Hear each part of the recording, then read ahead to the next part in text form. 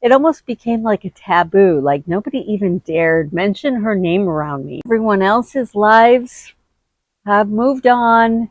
That actually most parents who've lost a child experience this. Have you started to notice that no one ever, I mean ever, even mentions your child anymore? Are you starting to feel like you're the only one left on the face of the planet who still thinks about your child and remembers your child at all? Well, if you answered yes, I got news for you, my friend. You are not alone. And in this video, I am going to straight up talk about that and shed a little light on it. When you first lose your child, friends, family, everyone mobilizes around you, providing love and support. They're open, they're talking about what you're going through, they're talking about your child. And this is so heartwarming. And it actually goes on for a little while. Some people even manage to stick in there with you for like a whole year. But what I want to talk about in this video is after the first year, as time continues to slip by. And what happens then? My experience was silence, crickets. Suddenly people stopped talking about the whole thing or my daughter in any way. It almost became like a taboo, like nobody even dared mention her name around me. And I got to tell you, you begin to feel like the entire world has completely forgotten your child. It's like somehow their life file got deleted from the world mainframe. And this is painful. I mean, really, really painful. I can't really change what other people do, but I thought I would make a video to share some of my insights on this because I did over time, not right away. I did over time gain some insights, and sometimes even though we can't change it, if we understand better why it happens this way, it becomes a little more manageable. And maybe the most important message I want to get across to you is even though it feels like no one cares anymore, it's not really true. It just feels like that to us. People don't mean it that way, and they do still care, but they don't really know how to show it anymore. For me, my progression of grief looked a little like this.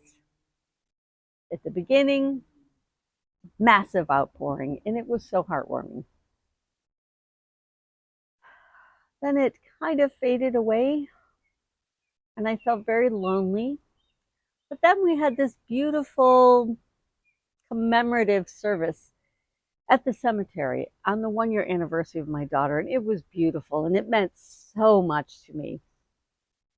And then after that, I slipped into what I now call this phase of grief that I call silent grieving.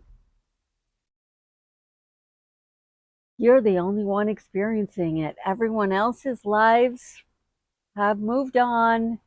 They don't seem to want to talk about it anymore. They don't want to talk about your child anymore. But you are still grieving. I mean, a lot. And you don't dare bring it up because no one else brings it up. So obviously, they must not feel comfortable enough to talk about it. And so you just put it all inside and you grieve silently. And it's so lonely. Anniversaries, birthdays come and go. Nobody really remembers them anymore. No one reaches out to you on those days. Those days are not particularly meaningful to other people the way they are to us. I mean, even for me, the 80 gazillion friends that my teenage daughter had on Facebook kind of stopped posting on her page. The posts dwindled and dwindled until pretty much I was the only one still putting anything up there. And this is just so, so heartbreaking. Over time, I've come to realize that actually most parents who've lost a child experience this too, not just me. And it's a real thing. And nobody ever talks about it. You don't see books written about this. Everything is all focused on when it first happens. And it's a lot when it first happens. And we need a lot of support at that time. But it's even more painful later when it seems like it faded away into nothing and we're the only ones. So here's the thing, when we're really deep into it, logical brain kind of goes bye-bye. We feel the pain, we feel the anger, but we never really stop to reason out why this possibly could be happening. Maybe, just maybe, it's not because everyone has forgotten. In my personal experience, I feel like most of the people around me fell into one of three categories. Reason number one, they don't bring up your child because they don't want to upset you.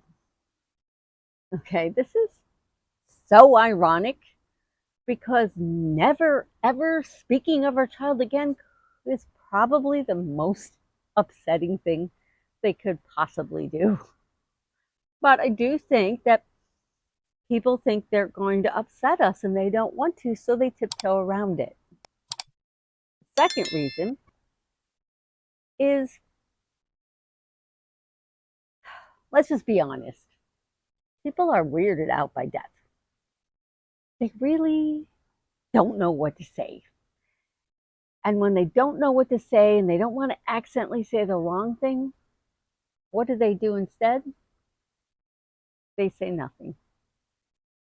And I think a lot of people fall into this category. Reason number three is much more subtle, but I actually think that it is a valid reason. They can't even imagine the thought of losing a loved one, let alone a child. This is actually their deepest, darkest fear. And guess what it does? We are living it. And it is right in their face that guess what?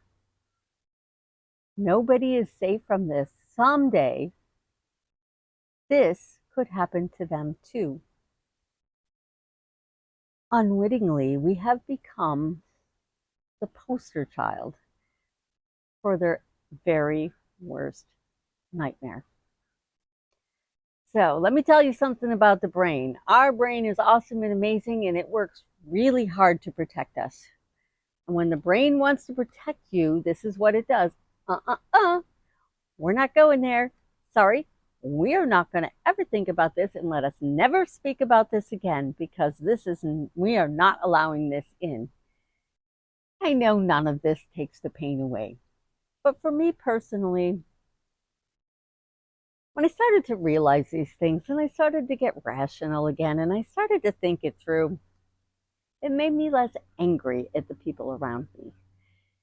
It made me stop blaming everyone.